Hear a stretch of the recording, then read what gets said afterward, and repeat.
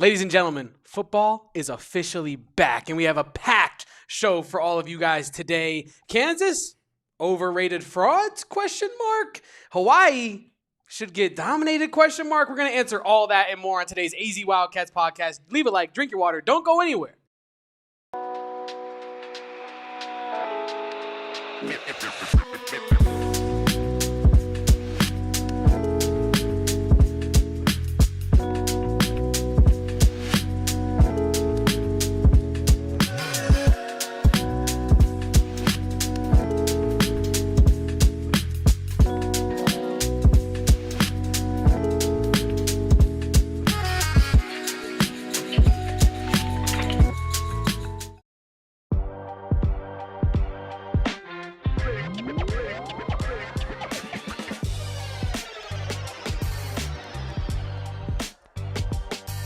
Welcome on in, guys, live from Studio K, presented by our friends at Circle K. It is the AZ Wildcats podcast. I am Damon Fairall. That is Kevin Thomas. And ladies and gentlemen, it is game week. If you're an Arizona fan, we are fired up to be talking about some football and talking about some real tangible games happening, Kevin, and not just about some offseason nonsense. Can't wait and just excited.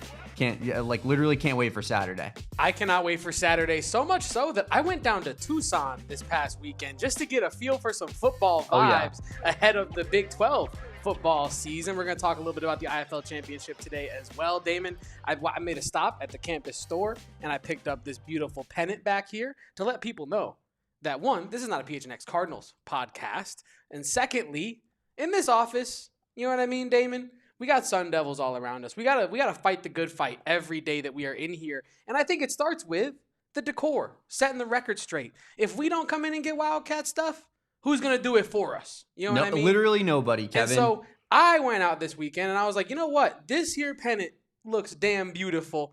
The cactus logos are turning to the court, and it's returning to our set, Damon. I'm very happy about that, and I wanted to start the show there. Looks fire. Looks fire. The cactus logo is taken over.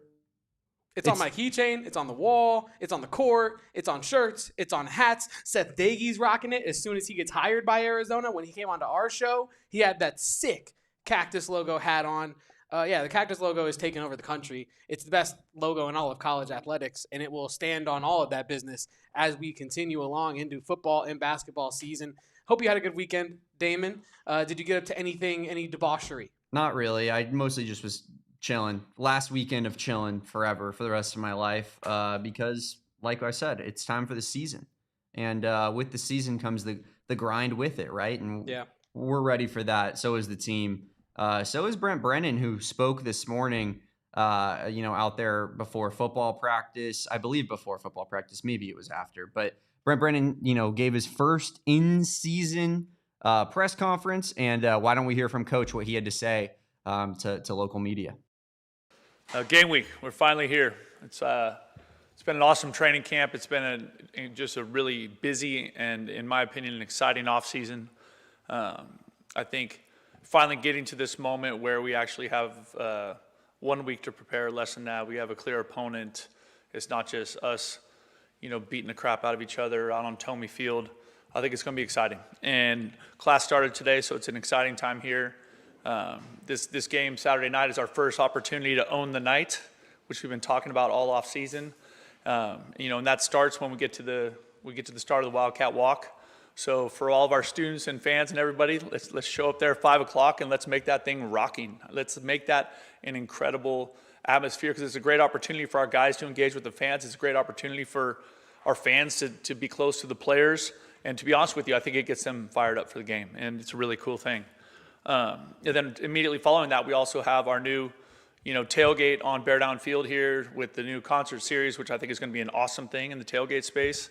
I think our administration is being aggressive and finding new ways to make the game day experience more valuable to the fan. And I think that's really, really important here in Tucson. And then the Ring of Honor, right? We're honoring Randy Robbins, who's a great guy, a great Wildcat. It's cool because when I was a graduate assistant, Randy was the running back coach here. So I got to know him at this totally different time in our lives. So I'm excited to see him. I've been able to connect with him a couple times since I've been back. And then also T-Mac, which is really, really special to be welcoming back here to be inducted in the Ring of Honor. So it's going to be an incredible night. We really have a tremendous amount of respect for Hawaii football, the state of Hawaii. Timmy Chang, I've known him forever. I've known him since he was I think a junior in high school. I was a graduate assistant at the University of Hawaii. And he was such a good player. And I followed his coaching career. We are friends. We stay close. We talk about stuff from time to time. And I was really, really impressed with their win last weekend over Stanford. So we know we've got a good football team coming in here. We know it's going to be a great challenge for us, and we're excited to play. That video was, of course, brought to you from our friends at Arizona Athletics, and you can go ahead and watch the full Brent Brennan press conference where he talks a lot about Hawaii and the opponent in week one here, Kevin. And you'll find a theme as he's talking about it. He often calls them tough and resilient and uses a lot of I don't want to say they mean nothing, but they kind of mean nothing. Like when you're coach speaky. It's very coach speaky. And so, I don't know that how much you really take from what Brent Brennan had to say about our opponents next week, but they obviously played Stanford in week 0. They got the W, big time W for a program like Hawaii. Excuse me. And, they got the walk-off field goal to win it when it was 2020. They won 23-20.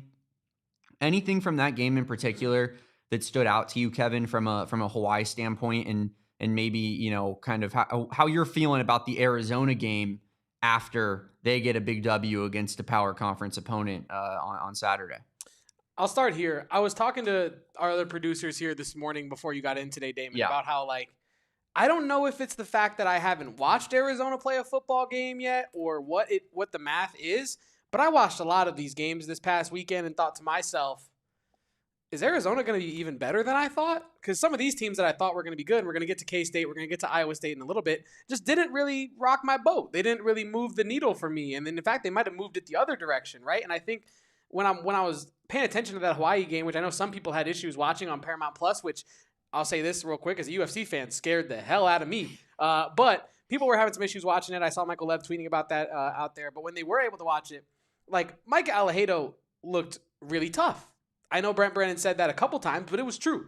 The man was, limped off the field with a leg injury, came back in, pretty much did his job, did a very good job at quarterback.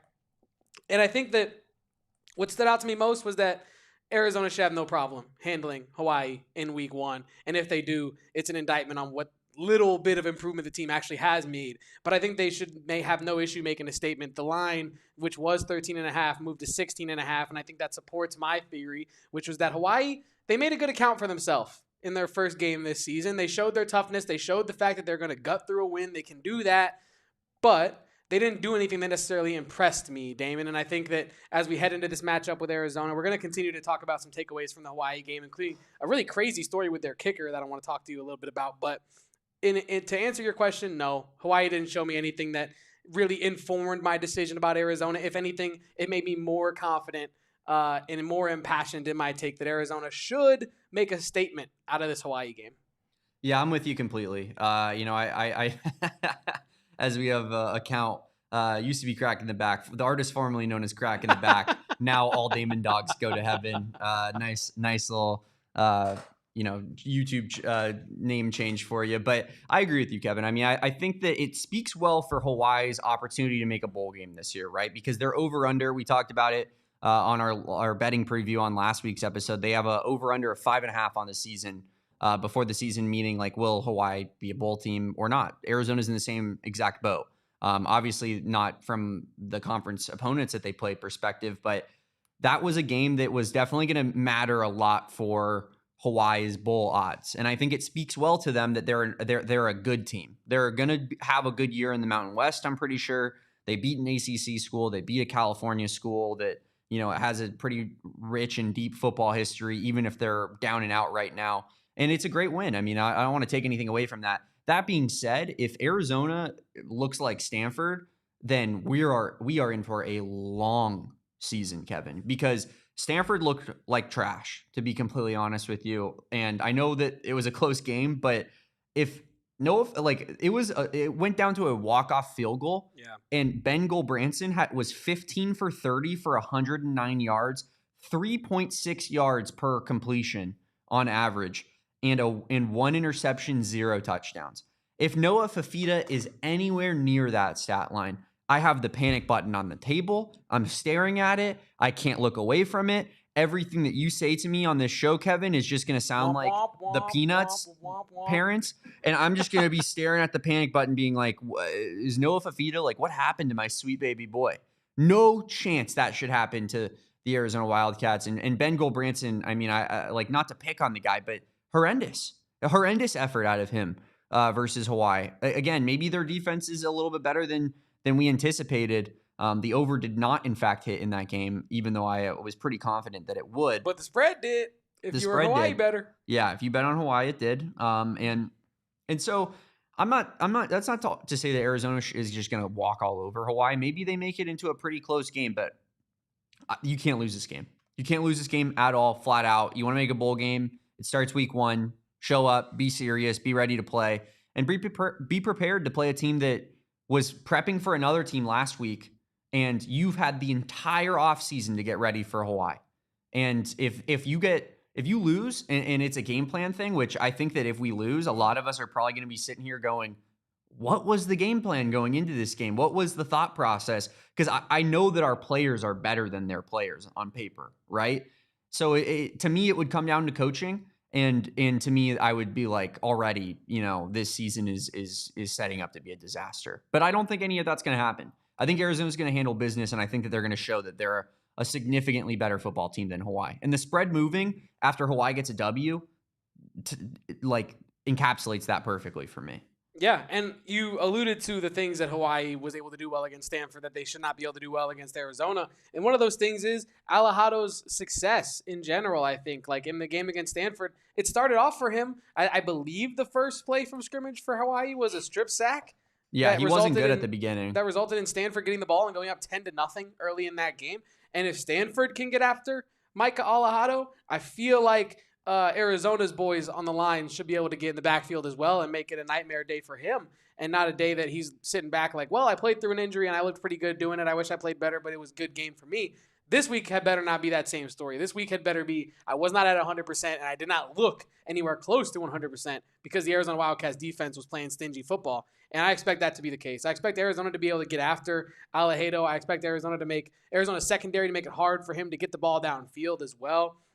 If Stanford can hold Hawaii to, let's just call it 20 points because it took a last-second field goal to get to that 23 marker, I really feel like Arizona should have no problem holding them to 20 or less as the bar. And I think that offensively, Arizona should be able to showcase some of its firepower, right? I don't think the Hawaii defense, which was improved in this game because last year was improved as well, I still think that those improvements should not be able to really show themselves against Arizona this coming Saturday. Damon, one more thing that stuck out to me from Hawaii's side of things, a little bit more tangential, was the kicker that actually kicked the game-winning field goal, Damon. Mm-hmm. His name is Kansei Matsuzawa. And this is a crazy story because he came to the U.S. on vacation one time and caught an NFL football game. And I guess he thought to himself, that looked pretty fun. And he was about 20 years old, and he was working as a waiter in a steakhouse. And he decided to just teach himself how to place kick with YouTube. And if this is not an inspirational story to our guy Justin Spears, I don't know what is. Because this guy started watching YouTube videos halfway around the globe and said, I think that I want to try my hand at kicking in the big time. So where do you want to go if you want to kick in the big time, Damon? You go to Hocking College in Nelsonville, Ohio, and that is where Matsuzawa took himself. He spoke almost no English. The kicking mecca. He was broke, and he had to cut his own hair because he didn't have money for a haircut, which is expensive these days. Haircuts are not cheap in this economy. And yeah, he then transferred to Hawaii this past summer and now kicked a game-winning field goal in his first game at home. It's a crazy, crazy story. And truly, I couldn't believe that it is a real story. The guy taught himself how to kick watching YouTube videos, watching a stream probably just like this. You know what I mean? Probably not exactly like this. But, Stanford scored one offensive touchdown against Hawaii. And I don't know if you saw this, Kevin. This is kind of an interesting tie-in to Arizona as well. This is the first rushing touchdown a Stanford running back has scored since September 23rd, 2023 against the Arizona Wildcats. I think I saw that tweet, and it was just as shocking to me. How is that possible? I'm not sure. You play FCS schools. How is a running back not scoring a rushing touchdown in 2 seasons? Mm-hmm. Unbelievable.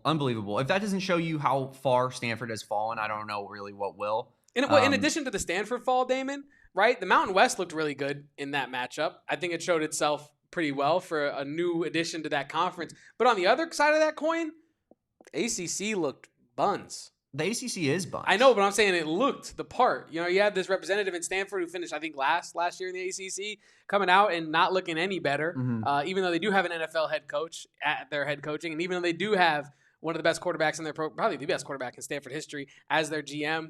Not a great look to start the year if you are the Stanford Cardinal. John Elway. Also. You went to Stanford? Yeah. Hey.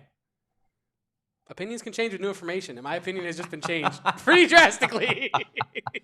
Yeah, there's a little guy called John Elway. I don't know if you ever heard of him. No, it's all good. But yeah, I think that, two things can be true at once. Hawaii looked good against, power competition, and their defense is in particular looked really solid, right? But their, the offense, really nothing special or all that much to write home about. Micah Alejado went 27 of 39, 210 yards and 2 touchdowns. It's good. It's a good stat line on paper. A lot of that came in at the end of the game, which also, like, not to knock him, he showed up when he needed to and got the job done at the end of the game. But those aren't stats from a air raid style quarterback that I'm sitting there being like, oh my God. You're not like, oh my God, he torched Stanford. Are they going to torch Traden Stukes and Genesis Smith and all of these experienced defensive backs that Arizona has in this room? I don't think so. So, I think that, like, this game taught me 2 things. My biggest takeaways are Hawaii, you have to take them very seriously because they are a legit team. And if you don't take things seriously, you could end up in a NAU situation like last year or a New Mexico situation like last year where you're clearly not treating them like a serious opponent. And then those teams are coming in and making it really close games, way closer than they should have been. So I think that this needs to be a blowout to show me that Arizona is going to be serious this year. But I didn't walk away being like, man, Hawaii, that was such an impressive performance, even though they got the W. You know what we absolutely cannot have?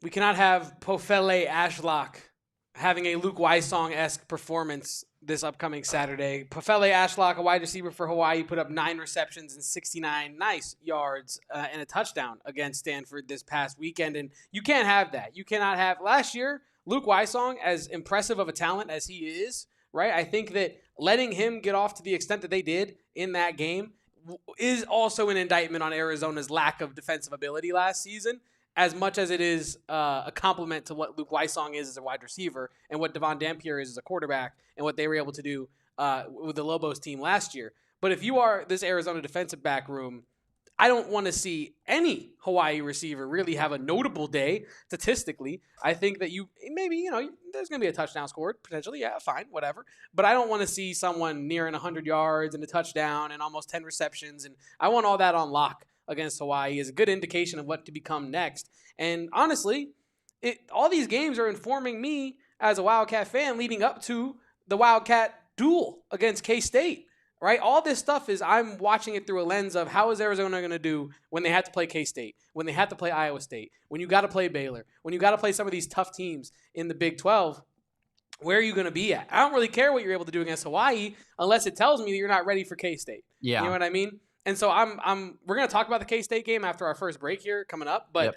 I just, before we get into that K-State game, I just wanted to say that, I don't want any notable stats from the wide receiver room of Hawaii. I want this DB room to also be part of that statement-making win for Arizona this upcoming Saturday, Damon. Yeah, absolutely. Another thing I think I'm going to have to see is the establishment of a good, solid ground game because that's something Arizona didn't really establish all season last year. We did against New Mexico when we played New Mexico in week 1 because Bill Krosky-Merritt was getting the rock, and if maybe things would have been different all season if he was, the primary running back. But we saw Noah Fafita basically have to do everything. Bad offensive line play, non-existent run game, no wide receivers outside of Tetero and McMillan, and it showed, right? Noah looked flustered, and he looked for the first time in his career. It's what Bruce Feldman told us at Big 12 Media Day. Like, it was a guy who looked unflappable, looked like nothing fazed him. Playing USC on the road in his first ever start, top 10 team, #1 pick on the other side, didn't look like he was a fish out of water. Coming back for his first home start against national championship runner-up Washington, didn't look flustered in the slightest. Last season against like NAU, he looked pretty flustered because that's just kind of the dogfight of a game that Arizona found themselves in. I think that you need to see some people take the pressure off of Noah Fifita a little bit, because if we get so one-dimensional again, it's going to be easy for teams to stop the Arizona Wildcats offense. If there's a semblance of a ground game that you have to respect and take seriously, that's just going to open up so much more for this offense and for this kind of, you know, gluttony of wide receivers that this program has right now, where it's like there's like 7 guys you can point to that you think could make a big impact this season. So that's another big point I'm going to need to see, because Stanford ran the ball pretty effectively. I mean, their leading rusher had 26 carries for 113 yards. Their second rusher had 10 carries for 46 yards. Both of those are not like the longest yards per carry average, but in total, that's 36 carries for over 150 yards on the ground and 177 total with their third back as well. So I think Arizona has to put up a solid ground performance against Hawaii, and that the passing game will kind of work itself out in the long run with it. Yeah, no, I'm with you. And I want to roll these takeaways into talking about upcoming opponent, K-State, after this break here on the AZ Wildcats podcast. Take a drink of water, leave a like, don't go anywhere. Well, Damon, our friends over at Pure Edibles, they have it all for you. Whether it's, you know, your favorite cannabinoid, THC, or whether you need something a little more on the chill side like a CBD or a CBN, Pure Edibles has it all. It's a company from right here in the Freedom State of Arizona, created in Flagstaff at Noble Herb Dispensary. It's the home of Pure Edibles. And if you are not shopping at one of the over 130 dispensaries that dispense Pure Edibles, you got to find yourself a more suitable location to shop for all your THC needs, because Pure Edibles gummies are the tippity top of the line. They are meant to be ripped, shared, dialed in. They're easy to tear and bite off, making them, like I said, easy to share and dial in that exact dosage that you want. And you're like, Kevin, what kind of dosage am I getting? Well, the answer is very clearly labeled on each individual Pure Edibles tin. Whether you need something for sleep, whether you need something for creativity, they got you dialed and locked in. So go find yourself some Pure Edibles products from one of the over 130 dispensaries across the great Freedom State of Arizona. I mean, just genuinely an unbelievable company, our friends at Pure Edibles. I was over and just, I feel like I see them everywhere now. I really do. And they're just taking over, man, taking over the game. But another company that is just taking over the game is Gila River Resorts and Casinos. Is there anything like it in the entire state of Arizona? No. Kevin? Well, actually, there's 4 things like it. Yeah, you're right. Lone Butte, V-Kiva, Santan Mountain, and Wild Horse Pass. I mean, all 4 of the great Gila River Resorts and Casinos locations we have here in the Valley, all over the Valley, spread across for anybody in any location, right? Kevin, you moved out to the West Valley, and now you're all of a sudden, you're close to that V-Kiva location. On the way home from Tucson, it was real late. It was like midnight 30, and I'm driving back, and I'm like, I just want to be home. I want to be with the dog. And it's like literally an oasis in the desert. I see the V-Kiva location pop up. It says casino real big, and I just get a big smile on my face. We're going to be out at Wild Horse Pass on Thursday doing our fantasy football draft against each other. It's going to be so electric. If you guys want to hang out and show up there, please do so. Check out our events page on our website at gophnx.com/events. We're going to have an unbelievable time at the Upper Deck Kitchen and Bar at Wild Horse Pass doing our fantasy draft. And of course, our PHNX Cardinals watch parties are going to be for away games are going to be there all season long at Wild Horse Pass. So please hit up Wild Horse Pass. If you need a staycation, it's the only place to do it at. And you do you at Gila River Resorts and Casinos. Visit playathila.com for more details.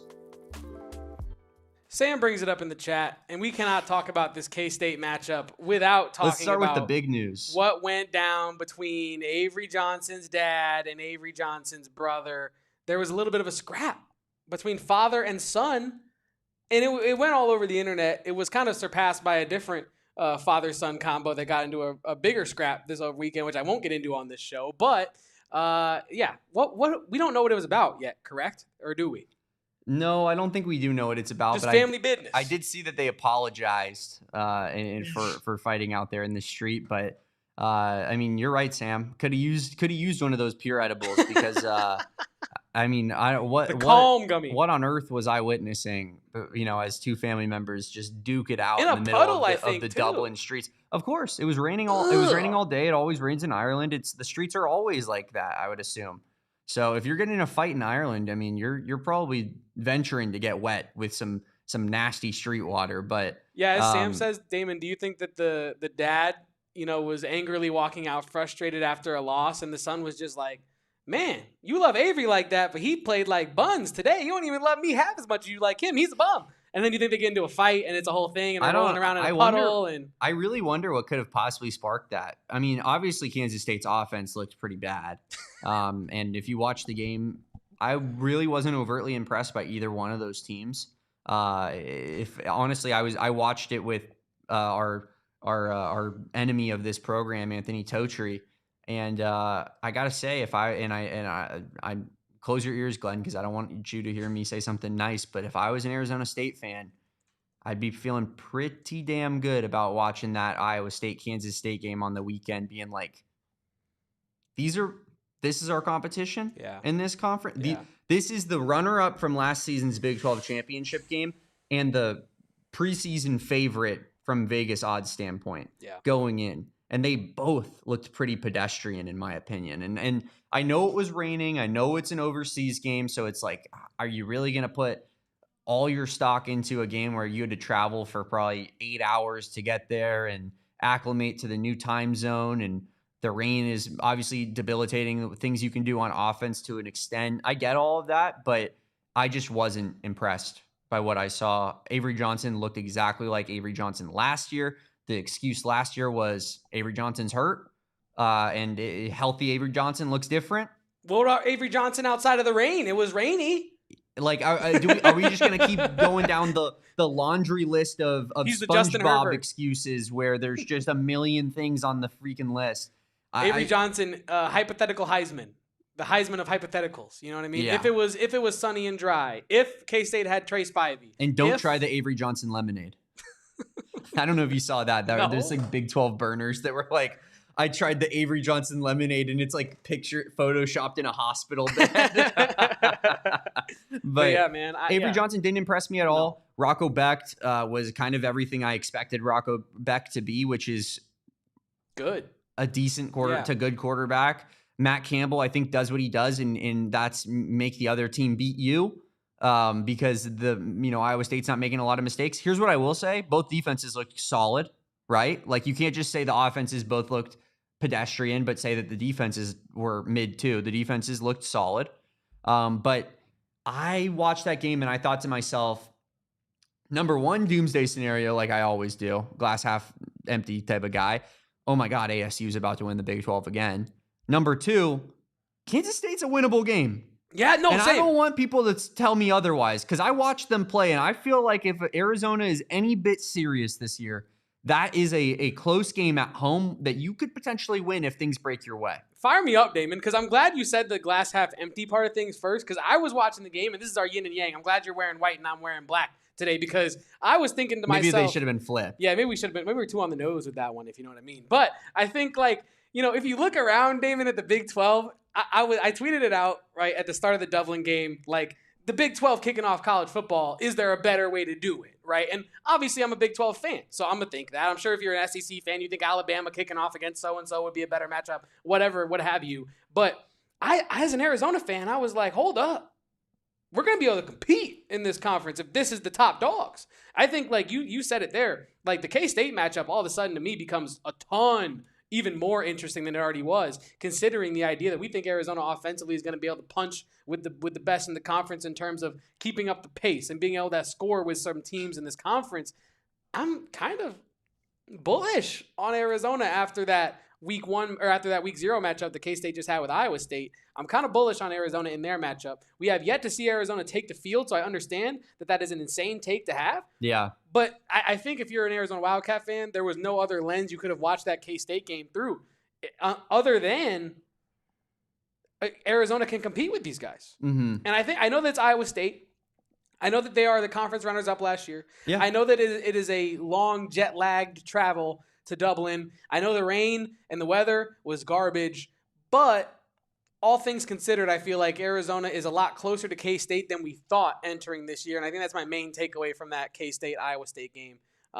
Besides the start of it, Damon, which was a complete mess, and I noticed people on social media absolutely eating it up, lapping it up like they were a dog that hadn't had food in months, which is true. We haven't had football in months, but like the beginning of that game, I was watching it, and I'm like, we were locked in for months waiting for the first game, and this is what we get. I saw some guy in my Twitter replies was like, messy game. It was sloppy. And I was like, no, it's all good, though. It's jitters. They're going to clean it up. And then we're in the second half making similar mistakes, and I'm thinking, whoa, what is wrong with these two squads? Are they jet lagged? Is it the weather? Like, is it the turf they were talking about? I'm interested to see both teams return stateside and see what version we get then. But, yeah, no, it made me feel good about Arizona, even though they have yet to see the field. They could face Hawaii and totally change my math all the way back around on me. But that K-State game gave me a lot of faith for that. What is it, week 4 matchup? Week 3, technically. Yeah, for Kansas State? Yeah, week 3. Yeah. I want to point out a comment from Glenn here where he says, how can you say that we can compete if you can't even watch your own practice? Here's newsflash, buddy. I don't have to watch Coa-Pete practice to know that the Arizona Wildcats are going to be great at basketball next season. We have people that we know that are out there every day that talk to us that are very reputable and have, like a good eye for this type of thing. We are about as locked in as anybody from an online standpoint in terms of what's happening in and around the program. And you could scout players and potential before they end up on campus as well as like talking about like with what Seth Dagey did at Marshall and whatnot, if that translates over in any way, shape, or form. That's all we're saying. I didn't say that Arizona was going to beat Kansas State. I said if Arizona is in any way or like decent this season, if they're a bowl caliber team, I think that's a game. I feel like that's a reasonable take to have. It is. If Arizona wins 6 games or more this season, I think that Kansas State game is at least a good football game, regardless of who comes out on top. Because I didn't see anything from Kansas State that said to me, wow, that's a team that can just really put it on a team that's worse than them and make them look silly. Like last season is not this season. It's also last season was at Kansas State and this season is at Arizona. It makes a big difference. And I'll say this much in response to Glenn's comment.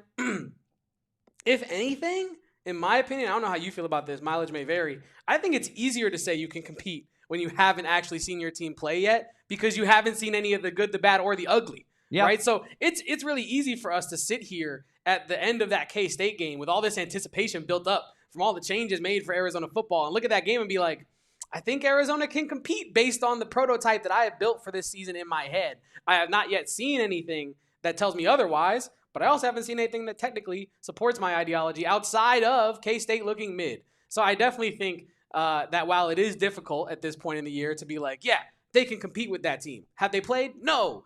But I think that also you can go back and forth arguing that one, right? I think like me having not seen Arizona and not having seen a potentially bad Arizona team, right, also gives me faith. Like if they come out against Hawaii and they struggle, I'll be on this podcast next Monday probably saying the opposite thing. Probably saying like, hey guys, remember when I said that K-State game is going to be really good? It might not be. But I don't think that's going to be the case. Right? Yeah, I mean, and we won't know until Saturday. As Max Holloway would say, we're going to find out Saturday night, baby.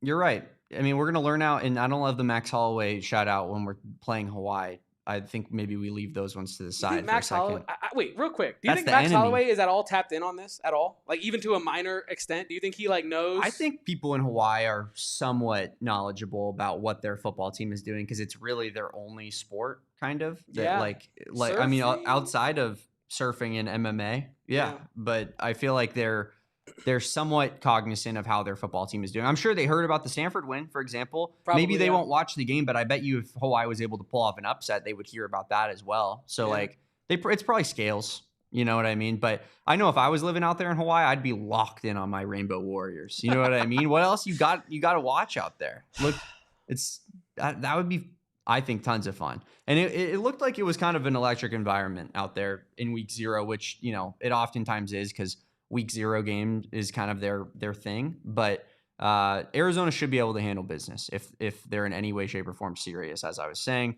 And yeah, I mean, I guess what about Hawaii in particular? Anything like on paper after watching their week 1 game that like made you at least just like kind of raise your eyebrows and say to yourself like, that'll be something to monitor moving forward in that week 1 game? Two things. I think the first thing, I mean, I know that Brent Brennan said it and it sounded coach speaky, but I think there's something of substance to the fact that they faced adversity extremely early, almost as early as you can possibly face it in their season, in their season's opener at home against a team that previously they were 0-4 against all time, all at home in Honolulu. So there's a lot pushing Hawaii to pretty much give in this game, right? You're down 10-0, right? The things are not going your way. There could have been a little bit of quit there. I'm not saying there should have been because it's literally week 0, but I'm saying there could have been, right? You could have given up on yourself. We're just not at the level. And then you lose. But I think them fighting through that, ultimately winning on a game-winning field goal, does show a level of resilience that I don't think they're going to have to be able to show against Arizona. But what I do think that means is even if you're Arizona and maybe you beat up on them a little bit early on in this game, let's say that's the case, Hawaii's not going away. You know that much. And I think secondfold, you know that their quarterback, Alejado, is very talented, and he is very tough, and he is not going to, stay down after you put him down. I think that is something to note as well. Arizona last year at times had trouble with dynamic quarterbacks, in my opinion. Devin Dampier being one very early on in the season. That rings a bell. I'm not saying that Alejado is the same prototype as a Dampier, but I'm just saying like quarterbacks that have talent on paper that might be a little bit under the radar did give Arizona some trouble last year. So I think those are the two things mostly that I would take away from that game from a Hawaii standpoint in terms of what they could give Arizona. But from an Arizona standpoint, like we spoke to earlier, they should be able to get after the quarterback. They should be able to slow down their receivers, and they should be able to hold them within like that 20-point range, in my opinion, from a point scored standpoint. But I'll reflect the same question back to you, Damon. From a what Hawaii can show Arizona standpoint, what did you take away from that game? Yeah, I think that the fact that they were able to compete on the lines with Stanford, and I know that you said that like if Stanford's going to be able to get a little bit of a pass rush going, then Arizona should be as well. But I honestly think Stanford is the type of school that attracts better linemen on both sides of the football than Arizona, and always will, just because they have they're like a special circumstance, right? Like even if Stanford is bad, they're always going to be able to recruit good talent because of the school that they are. I mean, look at Bailey, who went from Stanford to Texas Tech. He was one of their prize transfers. That illustrates your entire point. Yeah, and they have guys that have on the offensive and defensive line been very, very high draft picks in the last decade and a half. So that's where I'll say, like, if Hawaii was able to compete with them on the lines, I think that is something that we're going to have to monitor. And similar to what Glenn says here, like our O-line looked like such a mess last season. Josh Oglesby is back as the offensive line coach, and I feel like has a ton of pressure on him riding into year 2, because that was one of the few things that in parts of the team that was clear as day was not good enough, and Brent Brennan didn't make a change. Whereas for the most part, to Brent Brennan's credit, the stuff that was so obvious to us of like, that's not good enough, those people are pretty much all gone, right? Like, the people that were calling plays were Dino Babers was basically out in like week 3. It was like a foregone conclusion that he was no longer going to be back with the program. Matt Atkins, who took over play calling duties, and whether it was fair or not, he's out. He's gone after getting the opportunity to call plays and not making the most of it, not really helping out this offense, and all compound on top of that, playing, in my opinion, the wrong people a lot of the time. Playing Sam Olsen a significant amount of the snaps last season when, and maybe not, he wasn't ready or not. They say that he's taking a big leap, but I feel like a guy like Tyler Powell really could have benefited from seeing some playing time last season in kind of a rebuilding year where maybe this season he'd be ready to hit the ground running a little bit more than, I don't know if he needs a little bit of a springboard to get into the groove or not, but it's just that's just another talking point. And I think Josh Oglesby, the O-line, you looked at it last year, you said to yourself, and I know most Arizona fans were on the same page, you have Jonas Sabanaya, who's an NFL first or second round pick, ended up being a high second round pick. You have Josh Baker, who started at center for 3 seasons. You have Alexander Deuce, who had kind of a pretty solid reputation coming in, was a high-level recruit, but when he went to Northwestern, was very much a big target by the previous staff, who seemingly got a lot of offensive line picks right. You had Rhino Tapatoai, who was, like he got hurt, but on paper, again, another Fish player that got brought in. Like, I trust Brendan Carroll and Jed Fish when it came to their O-line evaluations. You had too much talent for that offensive line to be as bad as it was. And now you bring back almost none of those players, and you bring back your offensive line coach. I think the pressure's on to make an inferior opponent look inferior from an offensive line perspective, and just the trenches in general, the D-line as well. You brought in Joe Salvea to do what? To improve this defensive line. And, like if Joe Salvea can't get Arizona's defensive linemen looking up to snuff versus Hawaii, I think that is concerning. So that's where I think that maybe the trenches are what I'm going to particularly be looking out for, because Hawaii does have size, man. Like they're always going to have size. They have, their main recruiting pipeline. They have Polynesians who are just absolutely massive. It's most of where our size comes from.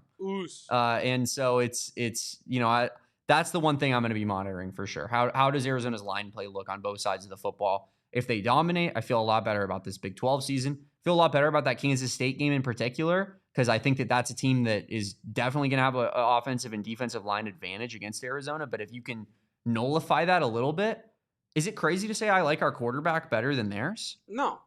What has Avery Johnson ever proven? And this is what I wanted to talk about. This is in our show rundown, and I was going to get us back to it after we finish this point. So I'm glad you brought up Avery Johnson, because in that game, we talked about this in the offseason. Last year was supposed to be Avery Johnson's breakout year. And so now people are projecting it to happen again just because it didn't happen last year. They got rid of Will Howard for the guy, man. It's a national champion quarterback was shown the door so that Avery Johnson could be the starter. Yeah, and in my opinion, if he didn't break out last year and he starts this year cold, if he keeps having these performances where he looks okay, like maybe he's just okay. Yeah. And that's okay. You know what I mean? But Noah Fafita, he is one of the best, like from a scouting acclaim standpoint, from like how well are you respected from the skills analysts in the field. Noah Fafita is one of the most well-respected throwers of the football at this level, period, end of. Right? If Noah Fafita, Seth Diggy said it, you and I have repeated it multiple times this summer. If Noah Fafita was 6'3", he's the number one. He's one of the top. We can argue number one all day, right? Whatever. Yeah. But he's one of the top quarterback recruits, one of the top quarterback prospects in America. He's getting preseason this love, preseason that love, but he's not that height, and so people kind of overlook him in that way. And then you compare it, or you couple that, I should say, with last season's underwhelming results, not only from a record standpoint, but from a Noah Fafita statistical standpoint and from a Noah Fafita optical standpoint. All that kind of wraps up into people looking at this matchup as, yeah, Avery Johnson should be the better quarterback in this matchup nationally is what they're going to think, but they're wrong, right? Noah Fafita's been the better quarterback since 2023. You know what I mean? And he's not changed. If anything, he's gotten better from a skill set standpoint. And now pairing him with Seth Diggy, you should feel as though he's prepared to remind people exactly what skill set he has. So I'm very happy you brought up to Avery Johnson being overrated of it all, because he has been overrated in this offseason, it seems, because he came out, albeit in a rainy day. It's hard to have the grip the same, whatever. He just didn't look as sharp as he needed to be in that Dublin game. And Dylan Edwards got hurt on the first play of the game. Yeah. Is he... Like, is that's he done? Tough, man. I don't know what the update is. I should. Yeah, can you look that up while we're talking about it? Because watching that game, I'm just like, that's a brutal way. Like, if I'm a K-State fan waiting all this offseason and you're like, we're going to be one of the best teams in the conference, and then Dylan Edwards ankle muffed punt to start the game, that's awful. But yeah, no. Point being though, Glenn, is that like I think if you took away like the height and the weight or whatever, the pedigree of the recruit, I think you look at this game and say that Noah Fafita should be the much better quarterback in this game against Avery Johnson. I know that saying he'll be back for the U of A game, in my opinion. Okay. Dylan Edwards. He was in a walking boot at the airport, and apparently he walked off the field in the Kansas State game when he got hurt and just didn't come back in. And it seems like his x-rays were negative as well. So I think Dylan Edwards will sit this week and play the next week. Yeah. Speculation, but like a sprained ankle. Boy, ain't nothing to play with. He's probably not going to play until the Arizona thing, right? But he was on the sideline, and it looked like a sprained ankle situation because he's sitting there, like just kind of nothing you can do about it. He's not like panicking, but he's clearly upset about it. And yeah, no, Damon, that was one of my biggest takeaways from the K-State game was that Avery Johnson looked okay. You know what I mean? to not okay at some points in that game. So I feel like Noah Fafita should be able to be the better quarterback in that matchup. And part of Avery Johnson not looking so great, Damon, and I kind of want your take on this, was Avery Johnson missing Trey Spivey in this matchup? We've seen the playmaking capabilities of one Trey Spivey in practice. You could make the argument that a sophomore leap for Trey Spivey in a returning program that he would have been in if he stayed at K-State, in an offense that he was already in last year, maybe he actually could have helped them out in that game in which they didn't lose by very much. Yeah, that was mostly joke, but also if you're a K-State fan, like I didn't think any of the receivers really looked that great. I think Jace Brown looked kind of okay at times. But yeah, I think they're missing Trey Spivey. Shout out to Arizona for getting that absolute theft from K-State. I looked up Justin Flo because Erica put his name in the chat. All I'll say is, yikes. That's a tough picture. Looking it up now. Not safe for work. Just to be straight up with everybody. But yeah, I mean, I think, this is a situation where, Kansas State didn't look all that impressive. And I definitely think that Arizona has the opportunity to make this much more of a game than would have been anticipated before the season. Yeah, I know. Whoa. Continue. Justin Flo might be in some trouble. Let's just say that. Kevin, we're going to talk about, more about the college football that happened yesterday or on Saturday, and previewing Arizona's week 1 matchup versus Hawaii. We'll do that right after the break here on the AZ Wildcats pod. What a photo that I just graced my screen. But Branded Bills, the most stylish, most comfortable headwear in the entire headwear industry. Branded Bills is your one-stop shop for elevating your brand. If you need custom headwear, or you just want to support your favorite college team like Arizona, whether it's Arizona softball, Arizona baseball, Arizona basketball, Arizona football, Arizona as a program, as a school, Branded Bills has your merch in dice for you. So make sure, whether you need snapbacks, truckers, fitteds, beanies, tees, to check out our friends over at Branded Bills. That's brandedbills.com. And if you use promo code BBPHNX, you can get 15% off your first order of elevating not only your style, but the Arizona brand, people. Got to get the word out there to bear down at all times. And you can do that for 15% off using promo code BBPHNX for your first order at brandedbills.com. Got some fire Branded Bills hats on the Arizona bookstore website, and as well in the in-person location for some campus collection stuff. As well as we're going to have to tell you about our friends at Phoenix Raceway. Guys, Phoenix Raceway has been an absolute staple of the sports culture out here in the Valley for so long, and in the state of Arizona. It's our big NASCAR event that we have every year, and they crown a champion. But here's the bad news. This is the last championship race they're going to have here at Phoenix Raceway for the foreseeable future. It's going to start being a rotation. They're going to start putting the championship weekend all over the United States. So you're going to want to make sure that you are out there at Phoenix Raceway for the last ever championship weekend for, without it being a rotation. And it's going to be so much fun. Guys, if you haven't been to a race out there before, you get 200 miles of 200 mph when it comes to how fast the cars are going, but it's just great vibes as well. They got all sorts of food trucks out there, people drinking, having a good old time, and seeing some fast cars go in and around the track. It's going to be electric. October 31st through November 2nd. Tickets for Sunday's Cup Series Championship race sell out every single year, so you got to move fast and get yours now before they're gone. And here's the kicker. Like I said, NASCAR's taking championship weekend on the road in 2026. That's when it starts. So this is your last chance to catch it in Phoenix for a while. Tickets and hospitality upgrades are still available. Get yours now at the link in our show notes. Vroom, vroom. It actually is a lot of fun out there. If you're free and you just love checking out new things, because I'd assume if you're a huge NASCAR fan, you've probably been to Phoenix Raceway for the championship series race pretty much every year, right? But if you're just someone that loves sports and you're like, I would like to try something new, I'm free that weekend. I'm telling you, it actually is a ton of fun going out there and getting to experience that in person. Really nothing like it. And I've gone to F1 before too. It's completely different. Yeah. I mean, F1 cars, they'll suck the manhole off the ground. Crazy. It's crazy.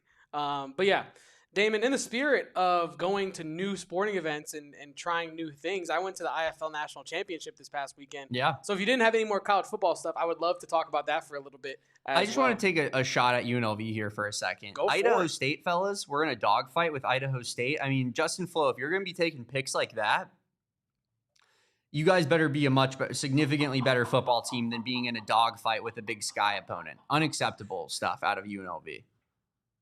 Lost me money. If you're going to be taking pics like that. Seriously. To be fair, it was someone taking a picture of him. That's like some Blue Mountain State stuff, man. Yeah, Thad Castle. Literally, some people were, I saw someone on Twitter was like, he's the real life Bad Castle. Yeah, that was the tweet that I saw as well. Kind of is. Which one is a television show character for comedy and the other one is real life. Yeah, Erica also, this is really tangential now and really speculative, and I'm just out there now talking, so take this with a grain of salt. Probably Erica, because he's hazing a kid on the team, so they're like, what is this guy's deal? Erica sent me like a long time ago a TikTok story of this girl that was telling a story about a date she went on with a D1 football player, and it sounded like she was describing Justin Flo, and it was a crazy date.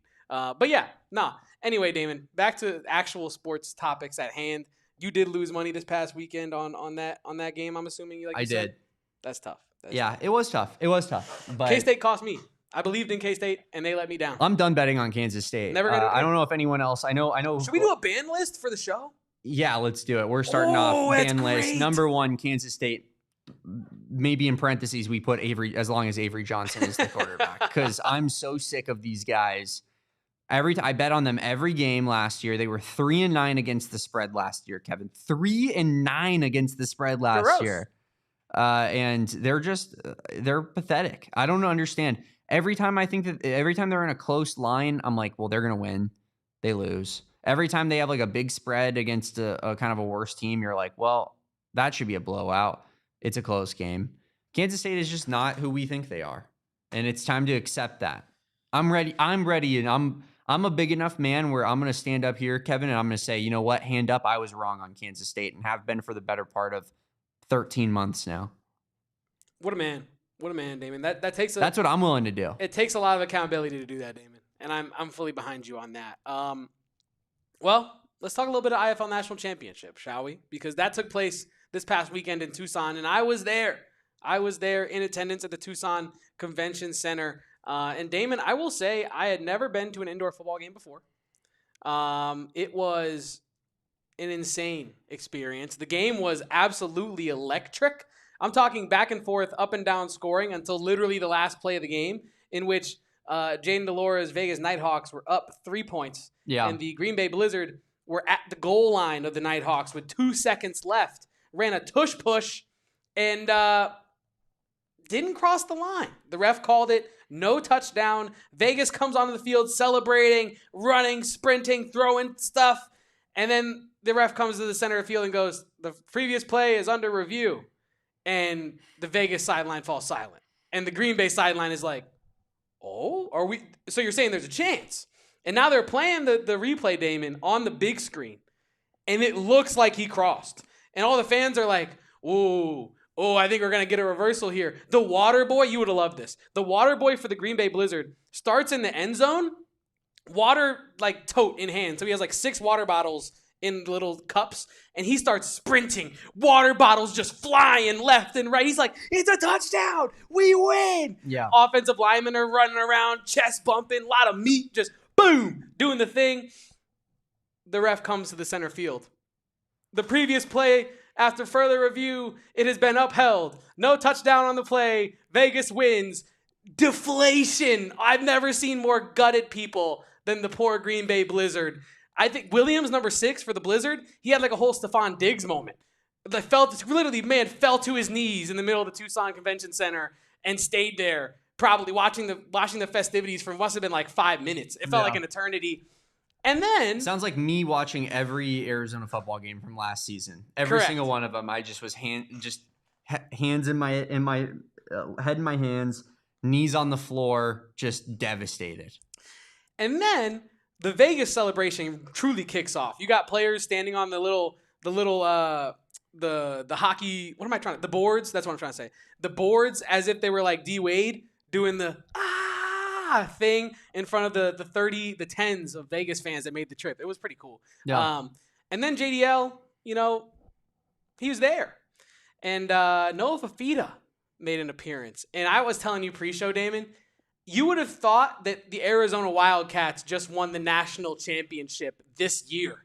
The way that Noah Fafita was celebrating out there, running out like he had never felt happiness like this in his life, celebrating with JDL, hyping up the fans that were surprised to see him there. It was a great time. I did get my donuts. Shout out to Justin Spears, who thought I didn't know about the mini donuts. I know about the mini donuts, dude. You see this? I know about the mini donuts, brother. It was beautiful. But remember that time that Arizona had like a Arizona Wildcats night at D-backs, and Kenny Dillingham just felt like showing up just because, hey, I want to be relevant. I want to be in this conversation. Addicted to the cameras, yeah. Damon, there was another guest. Well, I shouldn't call him a guest. There was another patron at this game by the name of Jed Fish. And Jed Fish was there. And now this is now a separate conversation. We have talked about the IFL Championship. Shout out to the IFL. I had a hell of a time. I can't wait to go down and see another game. It was beautiful. Indoor football fan for life now. Okay. IFL, indoor Fair football enough. for life, right? Fair enough. Jed Fish was there. Correct. Let's talk about that. Because Jed Fish was not just there to support Jaden DeLora. Jed Fish was not just there to talk with old quarterback Noah Fafita, who he wasn't going to pick over JDL in the damn first place. Jed Fish was not just there to witness some indoor football. He was also helping move his family back into Tucson after they moved out this last summer or whatever. It's 14 months ago, however many months ago it was. I want to say this before I get on Jed Fisher. Shout out to Tucson for being a beautiful, welcoming, home, cozy city to so many that are not actually from Tucson. Me being one of them. I love that place. I tell Damon all the time, I prefer Tucson to Phoenix. If I could, I would. You know what I mean? I used to be the guy who went to war for Tucson in this office, and I think Kevin's almost taken that baton from me. I love Tucson. I really do. It's a beautiful place, and I think that the Fishes swimming back to Tucson, it shows that the city is an oasis in the desert, and it's a gem. That's what it shows. The Fishes literally were not kicked out; they left. But then the people of Tucson were like, "All right, don't let the door hit you." You know what I mean? And now they're kind of cracking the door back open and saying, "Hey guys, can we come hang out?" And here's how I feel. I personally feel like I said, credit to the city of Tucson. They can live wherever the hell they want. They chose Tucson. But I see people on Twitter being like, we should be welcoming and we should be welcoming them back with open arms. Why? They actively didn't want to live here. And now they realize how, I almost cursed, they realize how not good it was in Seattle. And now they had to tuck their tail between their legs and come back to Tucson like, we're sorry. We didn't believe you. You said it was nasty up there, and we just said, oh, it's just construction. Oh, they got big companies. Oh, they have a coastline. You got rain every damn day. Rain, clouds, depression every day. The team's not good. True. It's not like you're in the Alamo Bowl winning to make it worth, if you don't like where you live. Oh, at least we're winning 6-7. Jed's probably coming home just not happy all the time. Lost you know the what I mean? Apple Cup, too. Lost the Apple Cup.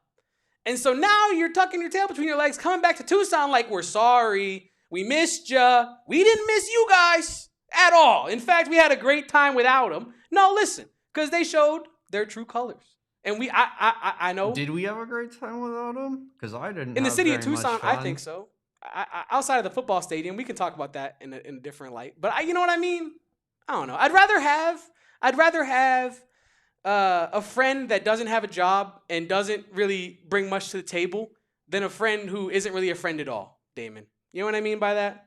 I do, but I also kind of don't have many thoughts on the matter, to be completely honest with you. I know that's good. very un-Damon-like, but I almost like it, and I hate to do this, but I first off, it's not doxing to say that they're living in a city full of 1 million people, but I understand your larger point, Glenn.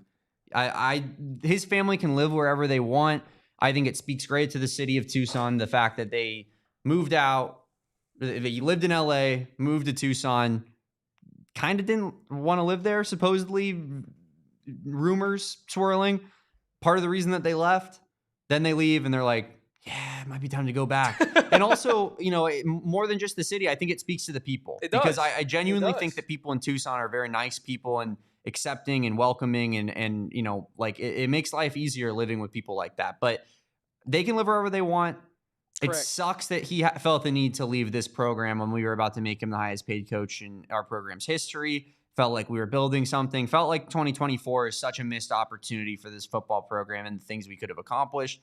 I'll never like Jedd Fisch again. I can't believe that he left us, and I hate the way in which he did it, which was interview for every job that was available, but also tell everybody behind closed doors, I'm not leaving, guys. Come on. I even had people tell me that Jed was walking around telling them at the synagogue on Saturday that he was not leaving a couple days before he left. And it's like, come on, dude, what are we doing? That part of it, I'll never forgive any of that part of it. That being said, I am like, do what you need to do. Your family wants to live there. Your daughters like it here. Cool. That's fun. I wish that it ended in a different way than in what it did. They can do whatever they want, but let's have visitation in Seattle. How about that? Yeah, I'm cool with that. Family allowed in Tucson. Jedd Fisch not allowed. I don't give a damn where the wife and kids stay. I don't really have an opinion on the wife and kids, as I should not. Correct? But I do have an opinion on Jedd Fisch, and I don't like that we were sharing the same zip code on Saturday because that's not right. But yeah, Damon, that's all I had for you on the IFL National Championship. Copped a sick, not the pennant, but a sick little mini football that they had. Nice little sunset gradient on it. Should have brought it in today. That's on me. But. We do have some bigger news, Kevin, that we really should have talked about earlier on in the show. But Desiree Reed-Francois, yes, Arizona Athletic Director, says that there's a naming rights deal that is looming and could happen at any moment. Says it could be a couple weeks, could be a couple days, could be months from now. Who knows? They're going to wait until they find the right deal. But here from our guy, Justin Spears, Arizona AD, Desiree Reed-Francois says, we're making a lot of progress in naming rights for Arizona Stadium. Reed-Francois didn't rule out Arizona Stadium having a naming rights deal mid-season. It could be 2 weeks. It could be 18 months. We are active via DRF. And shout out Justin for his great reporting as always. I think this is a huge revenue stream for this university that has been on the table forever. As much as, I think I kind of harpened on our rivals when they got rid of their name of their stadium when it used to be Sun Devil Stadium, and it kind of had it was kind of iconic in a way. They played a Super Bowl at Sun Devil Stadium, and then you went and you changed it to what? Mountain America Credit Union Stadium? I mean, it's a little bit clunky. It's not my favorite name in the world. I hope it flows a little bit better than that. I love having it just called Arizona Stadium, but reality is that this athletic department needs money. The reason DRF was brought in was to fix this budget shortfall, to get the monetary part of this university back on track from an athletic standpoint. And this is an avenue and a revenue stream that has just been left on the table for far too long. And hopefully, something good happens here. What are the best options? What do you think? The Wedo Canelo Arizona Stadium? See, Max isn't even here. We can do this for real, proper. I would say EGs, but everybody gets mad at EGs these days. They're like, EGs fell off, bro. A little bit. I don't know. I really don't know. Maybe we should put that out to the people on in terms of what they want it to be called and see what the best options are right now. I'm sure our guy Justin Spears has that answer. He's really good at that kind of stuff. Being like, oh yeah, when we were talking about the minor league, or not minor league, but the Mexican League baseball team and what they should be named, on it. He had 10 answers already. So I think he's probably on DRF's favorite short dial, Spears, this is the brand deal. What are we naming this thing? Mm-hmm. So I don't know what the maybe Beyond Bread Stadium. You know what I mean? The Beyond Bread Bowl. It flows. It works. Anyway, but yeah, something good. Give me something good. And above all else, it's good to hear DRF, and we already knew that DRF was doing this, but with something as big as the naming rights for the stadium, it's good to hear DRF, one, taking their time, and two, actually listening to the people. Because when DRF came here, one of the main things people were suggesting for money was you could get the naming rights sold to literally anybody, somebody, be making money off of that. You know what I mean? And so it's cool to hear her listening to the people. And for that, DRF gets some respect. Damon? There's almost I wish there was like more chains in Tucson. Tucson is just such not a chain place because there's so many like good hole in the wall type of places that it almost makes it hard to it has to be a chain for it to be like the naming rights deal. But there's just not a lot of chains that are super popular in Tucson, which is nice. It's not like Phoenix where it's like, well, we have cold beers and cheeseburgers. And you're like, oh, cool. It's fun. Yeah, no, yeah. But yeah, we also have new stuff coming to Arizona Stadium in the form some of new food. Our guy Justin Spears, you know he's locked in on this. it. I was already saying it. You know he's going to be on the food beat, reporting there's a big Kahuna burger, blah, blah, blah, blah. Angus burger with shaved ham, pineapple rings, and teriyaki drizzle. First of all, Damon, out of 10, what are the vibes of that big Kahuna burger? You know, I'm a big like Hawaiian burger guy. Solid. I'm with it. I don't know how I feel about the shaved ham part of it. That to me, whenever we're mixing, and I've always thought this, whenever we're mixing ham with other meats, that's where I'm like, that's a bit too much meat for me. We're talking meat sweat at that point. Yeah, like this isn't like bacon for me. You can put bacon on a burger, great. When you start mixing like ham with burger or stuff like that, I'm like, come on, dude. Are we really doing the ham thing? I think without the ham, it looks like a great burger. Somebody might argue that bacon is also ham in a way, but I'm with you. I think like that's why I straight up differentiated it right there. The different form definitely matters. And Glenn says it in the chat, and this is I think the more broad conversation that we need to have. How do we feel about Arizona Stadium clearly endorsing pineapples on other foods that aren't like a sweet or fruity kind of taste? Obviously, there's like a cultural thing there. You know what I mean? I feel like you're representing some things with that. But I know I'm not a big pineapple on pizza guy. And so neither am I. But I'm also not going to buy it. So I don't really care that they sell it. Not a big pineapple on pizza guy. Am a big Polynesians on my football team guy. So I say let's put pineapple on everything. Let's run it up. Let's make the entire stadium Hawaiian barbecue, pineapple, all Mai Tais, all of the above. And let's continue to be the poly football program on the West Coast because that's all I care about, to be honest with you. Damon, how interested are you in this? Hear me out. One half of the stadium, I guess this would be annoying from a logistics standpoint, but walk with me. One half of the stadium, Mexican food. The other half of the stadium, Hawaiian barbecue. I love it, but it also sounds like you're trying to almost segregate our stadium. You're right. But also, like, I was more so thinking, like, I don't know. You want one vibe, go to the other side. You want the other vibe, go to the other side. But you're right. I did unintentionally do that. But not necessarily. You could be, a Mexican person going over to the Hawaiian side. Listen, me and you, I guess, we're available for whatever. We're free agents. Yeah, it seems like maybe some other cultures fine. You might have but you get my point. What if their particular vendors, you just split it down the middle, 50-50 blend, 50-50 vendors on that? Kevin's trying to take Arizona Stadium back about 100 years right now. Despicable. Look, okay? As I said, you split the vendors in half Hawaiian barbecue, half Mexican food. You can alternate them, okay? So we're not going down any slippery slopes. I understand the implication of what I said. And then you stay on your side and they stay on their side. Imagine you take your Hawaiian plate over to the other side and they're like, as Lost Highway says, sorry, sir, that's a teriyaki plate. We only do tortillas on this side. We got to get out of here before we get in too much trouble. Before we get ourselves fired, we are going to hit overtime really fast here on the AZ Wildcats podcast. And we're going to talk a little bit of depth chart today because we do have our first official depth chart of the season. And it comes to us via our guy, Justin Spears. Of course it does. There's not too many huge things of note on this, but I do think it's important to note that the tight end starting is Sam Olsen or Tyler Powell or Cameron Barmore or Kean Burnett. So listed as fourth on the tight end is Kean Barnett. And then I also think the cornerbacks room is interesting. You have MGK and Aiden Garnes leading, and then or Javion Cole in that spot as well.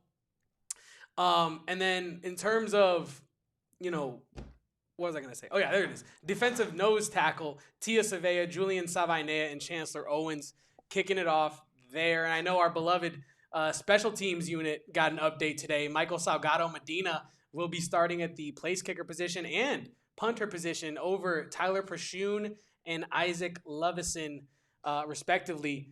Damon, how are we feeling about this first depth chart? I don't know if there's anything necessarily on here that I am like, wow, that really answered a lot of questions for me, because it seems like a lot of the stuff that we've kind of been debating from a position battle standpoint are like, they are the oars on this depth chart, right? Like when you're looking at it, for example, we've been talking about the cornerback battle all of spring and and in our into fall camp. And it right here, it has Michael Dansby, Aiden Garnes, and Markieff Scruggs-Killebrew all listed as starters. Javion Cole, not a starter, which I guess is kind of interesting, but it seems like the cornerback position has not been fully fleshed out. Like they're going to let these guys get opportunity to play, see what they got, and go from there. I'm all for that. Another interesting thing on here, Tristan Bounds or Rhino Tapa-Atotai. I think Rhino is the better player for sure, but he's being acclimated to come back off of injury. And, so that kind of leaves that position up in the air. I hope that we see Rhino in that week 1 game on Saturday against Hawaii. I think that would make me feel a lot more comfortable about this offensive line if Rhino was the starting right tackle. And Tristan Bounds was relegated to that kind of swing tackle backup role. So, yeah, I mean, I also, we got pretty much all the wide receiver things right on here, I'd say. The one interesting one being Chris Hunter or Trey Spivey, who I think, we kind of were under the impression that Chris Hunter, Chris Hudson, and Trey Spivey were all kind of the 3 starters. But it's on here. You have Luke Wysong and Javen Watley as the 2 slot receivers on this offense. I think that from a profiling standpoint, that makes perfect sense. Chris Hunter can kind of play all over. Trey Spivey is kind of more of an outside guy. So maybe Chris Hunter starts at that outside slot, and then when Trey Spivey comes in off the bench, then Chris Hunter moves inside, and one of those inside guys goes to the bench for a little bit. But it's a strong, healthy rotation of players there. Ultimately, nothing that surprising other than maybe the tight end situation, the fact that there are 4 people listed as starter, 2 of which I am not super comfortable being the starting tight ends. Yeah, and the 4th of which would have been probably the one you would have been most confident in, no? I don't think the order matters, to be completely honest with you, given the fact that all 4 are listed as starters. Yeah. I think, Cam Burnett has been, dealing with a lot of injury stuff in this fall camp in particular. And so maybe that didn't give him a good leg up in terms of, trying to earn some playing time here. But the fact that he barely practiced and is still or starter, I think is fairly encompassing of the, program's belief and thoughts on Cam Burnett. So I don't know. Mostly I don't want to see Sam Olsen starting. I think Tyler Powell is probably the guy who comes out there and starts. Cameron Barmore, I think, is way more of like we're in the red zone and let's get our, he's listed at 6'6", kind of jump ball wide receiver in there and give him some work. But ultimately, I hope it's a Tyler Powell and Keon Burnett kind of led group as we get into the season further. And Keon's got to stay healthy. Edgar's right. He's battled injuries for pretty much his entire career at Arizona. He's got to definitely stay healthy this season because it's kind of put up or shut up time. It is, because football is back. Damon, I'm excited to continue to break down these matchups with you over the course of the year. I know this past weekend was a pretty nice debut for college football, but this upcoming weekend, truly, we have some bangers. Arizona, Hawaii being the number 1 on the marquee, in my opinion, obviously. But yeah, Damon, I think that's all I had for us today, content-wise. Are we good here? Yeah, I believe so. We're actually not going to be live on Wednesday. That's going to be our day off that we've kind of chosen in the middle of the week because, of course, we'll be giving you pregame and postgame shows on Saturday. And that's right. We've decided to do pregame shows 30 minutes prior to every kickoff. We'll be kind of giving you a quick rundown, what to expect and kind of what to look for before every game. So we'll, of course, do that on this Saturday's game as I look up the time here because I'm not. I believe 7:30 or 7. I think it's 7:30 or 7:02, but I got to make sure so we can tell the folks at home exactly when 7:30. So at 7 p.m. we'll be doing our pregame show for Arizona versus Hawaii. Should be a lot of fun, guys. Backup center, sorry to cut you off, but real quick to answer Carl's question, backup center listed currently as Grayson Stovall.